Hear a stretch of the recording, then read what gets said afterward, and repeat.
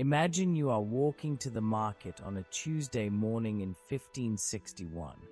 The air smells of spices, roasted meat, and the sea. But as you reach the center of Istanbul, the crowd stops. No one is shouting. No one is protesting. They are simply watching. In the center of the square, a man is dying, not in a moment of passion or a quick flash of a blade, but through a slow, mathematical application of pain. A wooden stake, sharpened and positioned with the precision of a surgeon, is doing its work. The state isn't just killing a criminal, it is writing a message in the language of nerves and bone. And as you look around, you realize the most terrifying part. The soldiers aren't watching the man on the stake. They are watching you. They are recording your reaction. This is the history of a civilization that mastered the law, only to use that law as a mask for something much darker. Stay with us till the end for valuable insights. Like, subscribe, and share to support the channel. In the year 1561, the Ottoman Empire was at the height of its glory. To a traveler from Europe, Istanbul was a miracle of marble and gold. It was a city of libraries, grand mosques, and courts that were famous for their fairness. In fact, the Ottoman legal system was so respected that people from Christian lands would often cross the border just to have their disputes settled by Ottoman judges. They trusted the written word of the Sultan more than their own kings. But on this particular afternoon in the public square, the law looked very different. The man on the wooden stake was not there by accident. His death had been planned weeks in advance. In the Ottoman system, an execution was not just the end of a life, it was a high-stakes theatrical performance. The executioners were not just killers, they were specialists. They knew exactly how to angle the wood so that it missed the vital organs. They knew how to keep the body functioning while the mind was screaming. The goal was to ensure the man remained alive for 3 days. Why would a civilization capable of such advanced legal thinking resort to such primitive cruelty? The answer lies in the way the empire communicated with its people. In the 16th century, most people could not read the Sultan's decrees. They didn't understand the complex Latin or Arabic texts found in the law books. But everyone, regardless of their rank, their language, or their religion, understood the language of the public square. The Ottoman state understood that power is not just about having the most soldiers, it is about controlling what people think when those soldiers aren't there. When a baker or a merchant walked past a row of severed hands nailed to a city gate, or a head placed on a spike at eye level, they weren't just seeing a punishment, they were seeing a boundary. The state was setting the price of disobedience. This was the language of the visible. Every drop of blood spilled in public was a calculated investment in future order. The judges in the Sharia courts handled the quiet law, marriages, trade, and inheritance with incredible soft power and logic. But the Sultan's secular law, known as the Kanun, handled the loud law. These two systems worked side by side. One gave the people a reason to trust the state, while the other gave them a reason to never, ever challenge it. But as the crowd stood in the square, watching the man on the stake, they were looking at the surface of the water. They saw the Sultan's power as a finished product. They didn't see the room where the decisions were actually made. They didn't see the faces of the people who truly held the strings. To find the real source of this calculated brutality, you had to leave the blood-stained dirt of the square and climb the hill toward the great palace. There, behind walls that no outsider was allowed to pass, lived a group of people the world thought were invisible. The history books tell us the Sultan ruled the world. But the walls of the palace tell a different story. To understand how a man ends up on a stake in a public square, you cannot look at the man himself. You have to look at the hill that looms over Istanbul, Topkapi Palace. From the outside, it looked like a fortress of absolute silence. From the inside, it was a machine of absolute noise, a city within a city, housing thousands of soldiers, cooks, scholars, and officials. But at the very center of this labyrinth was a place the Europeans called the harem. For centuries, Western travelers and artists painted the harem as a place of soft pillows, silk curtains, and bored women waiting for the sultan's attention. They imagined a world of romance and mystery. They were wrong. The harem was not a place of leisure. It was the most high-pressure political office on the planet. It was the operational center of the Ottoman Empire. If the public square was where the state spoke to the people, the harem was where the state decided what to say. The logic of the harem was based on a single, brutal reality: survival. Because the Ottoman Empire did not have a clear law for who would become the next sultan, every son of a ruler was a potential king and a potential corpse. This created a permanent state of emergency behind the palace walls. A prince didn't just grow up learning how to ride horses or study the Quran. He grew up knowing that his own brothers were his greatest existential threats. In this environment, the women of the harem, the mothers of these princes, became the most important political players in the world. While the Sultan was away leading armies in Hungary or Persia, his mother, the Valide Sultan, was the one managing the internal gears of the government. She was the only person the Sultan could truly trust, because her power was tied directly to his survival. If he fell, she fell. These women built an invisible architecture of power. They controlled the flow of information. They decided which advisors the Sultan would meet and which letters he would read. They managed the treasury during times of war and negotiated with foreign ambassadors who were smart enough to realize that a gift given to the Sultan's mother was worth more than 1,000 soldiers on the battlefield. But there was a dark side to this influence. The same women who built hospitals and mosques were also the ones who had to make the hardest calculations in history. They lived in a world where the law of the silk cord was always present. This was the law of fratricide, a legal decree that allowed, and even encouraged, a new sultan to execute all of his brothers to prevent a civil war. Imagine being a mother in this system. You are raising your sons in a beautiful palace, surrounded by gold and poetry, but you know that on the day one of them takes the throne, the others will likely be strangled. This wasn't cruelty for the sake of being mean. In the minds of the Ottoman elite, this was the order of the world. They believed that the death of a few princes was a small price to pay to prevent a war that could kill millions. This creates a terrifying psychological loop.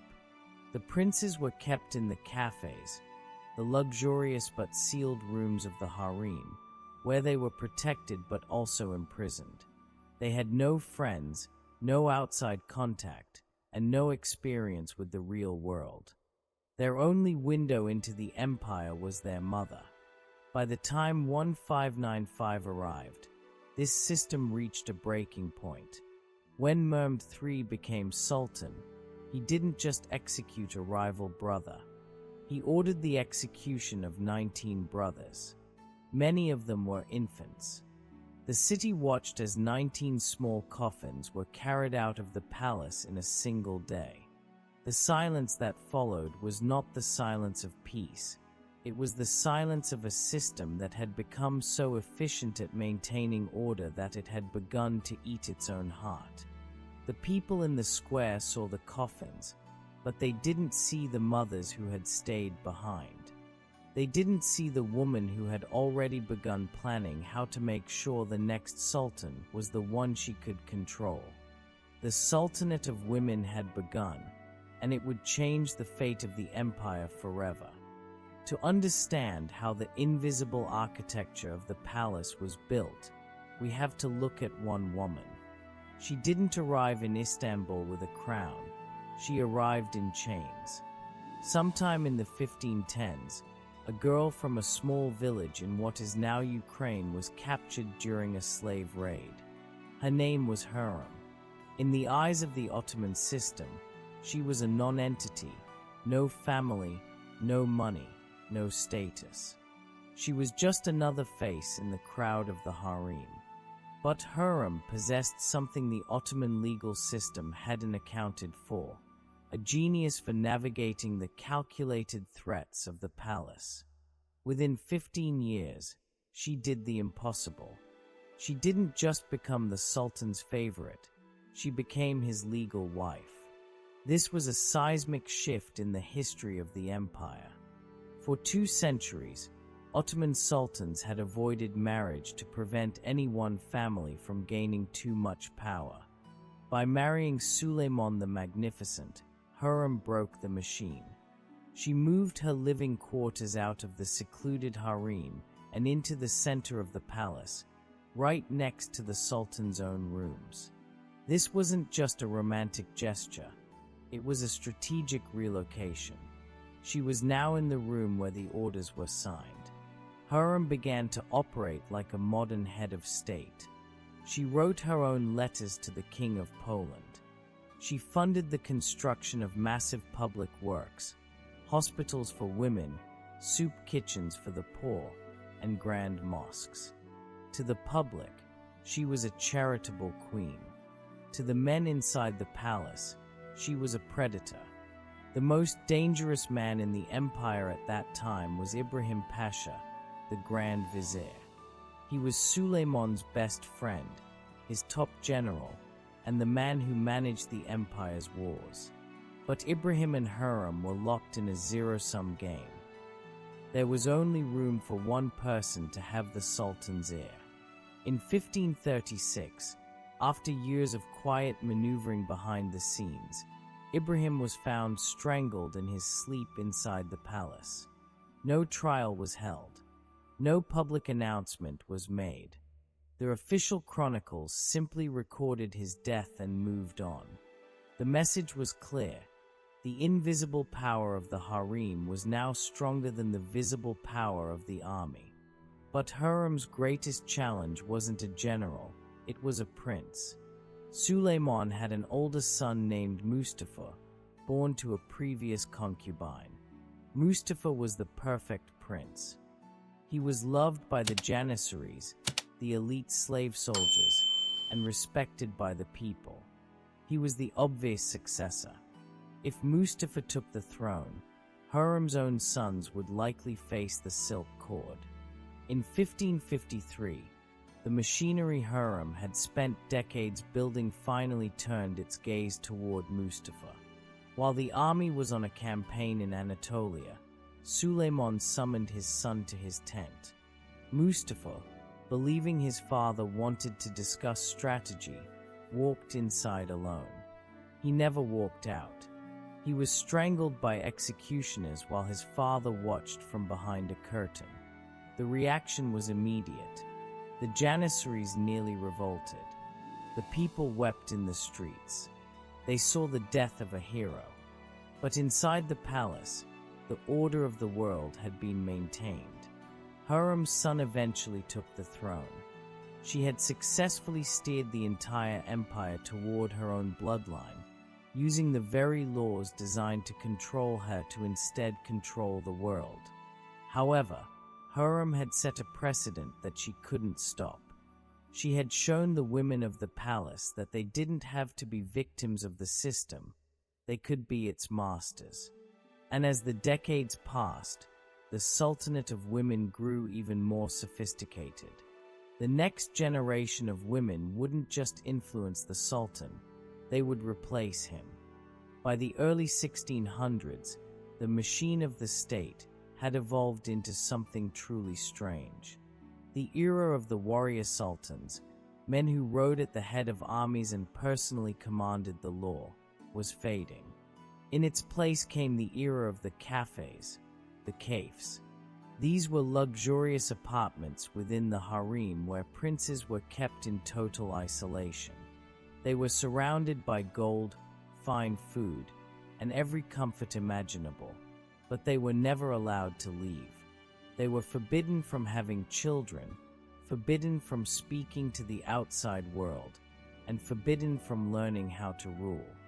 The logic was simple: if a prince is locked away, he cannot start a civil war. But this created a structural failure that no one had anticipated. When a sultan died, the man brought out of the cage to replace him was often a middle-aged man who had the life experience of a child.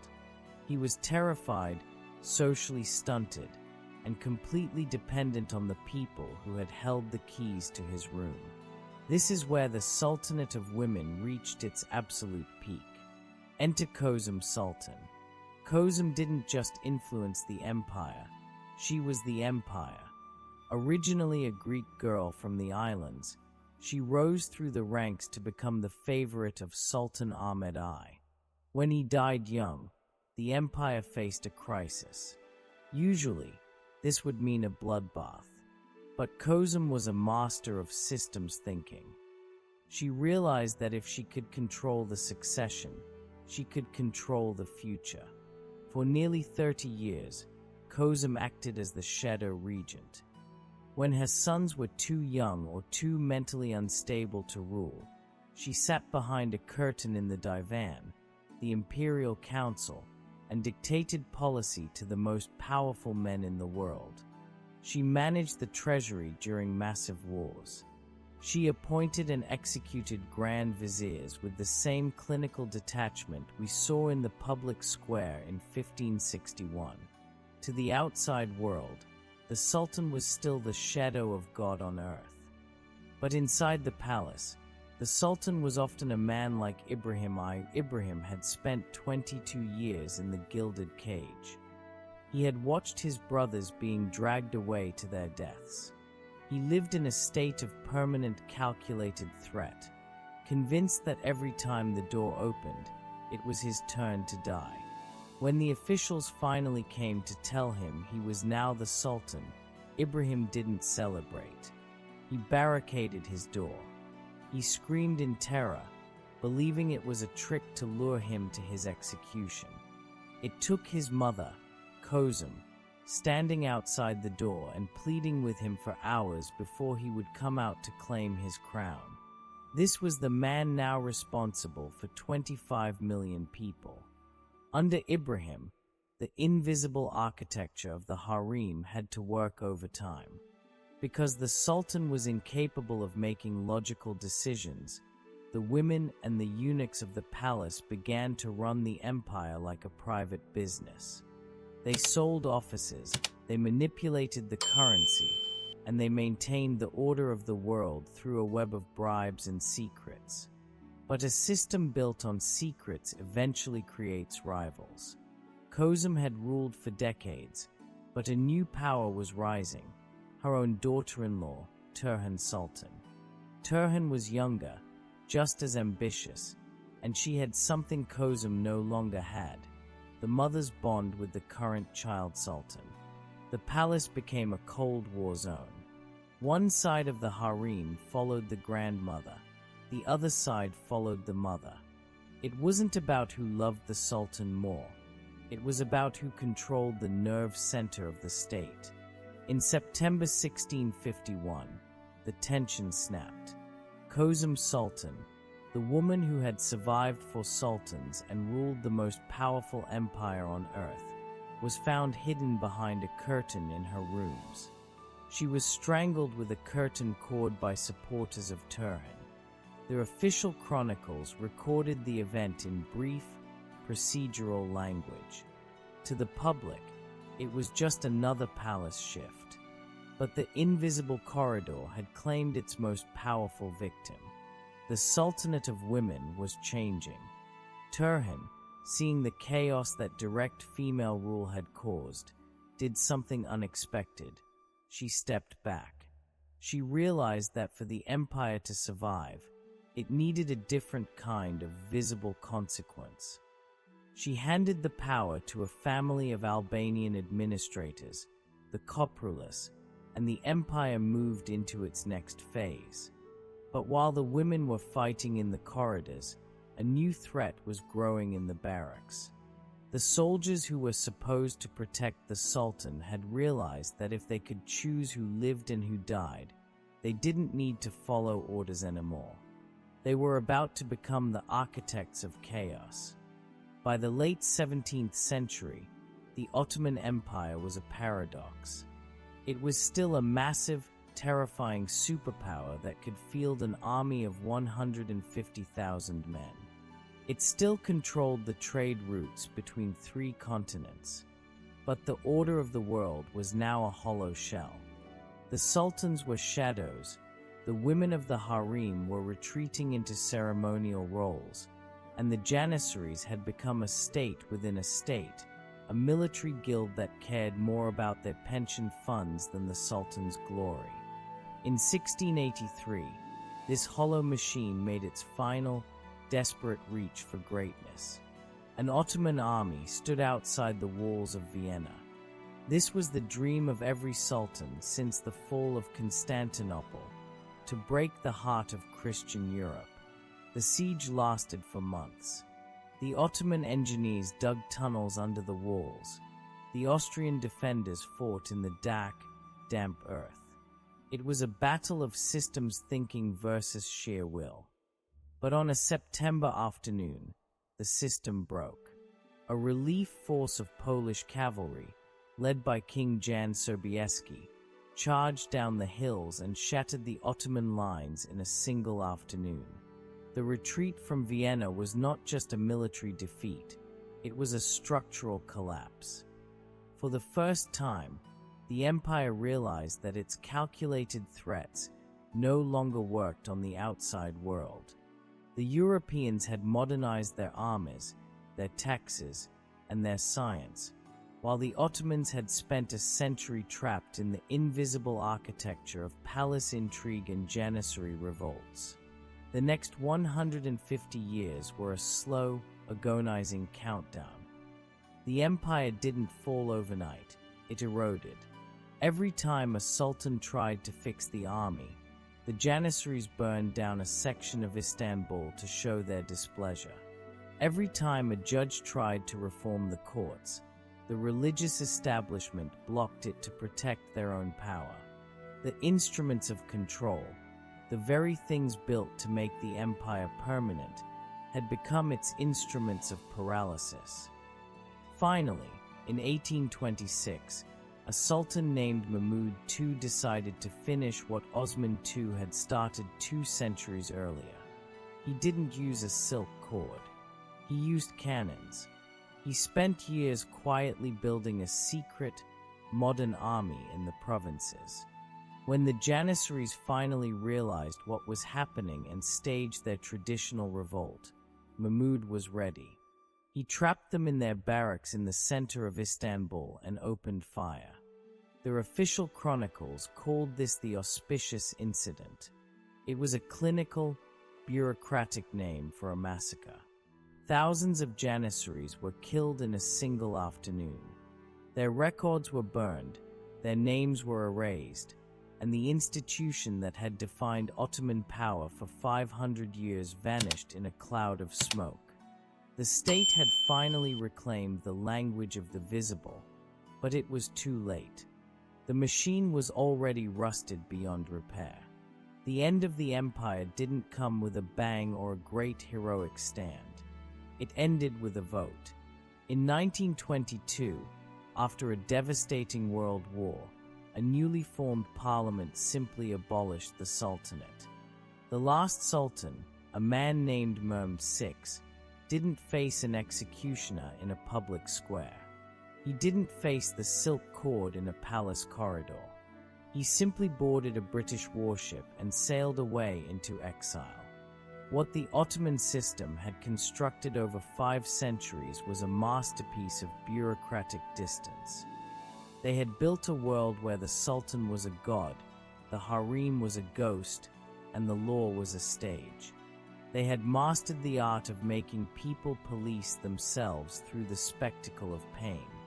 But in the end, the system failed because it forgot to look at itself. It was a civilization built to prevent challenge from every direction except the one it lived in. The gilded cage had produced rulers who couldn't lead. The fratricide law had produced a family that lived in permanent terror. And the public square had produced a population that had learned to watch power change hands with total, chilling indifference. The last thing the empire produced was a profound, heavy silence. It was the silence of a room where the candles have burned out, but the shadows remain.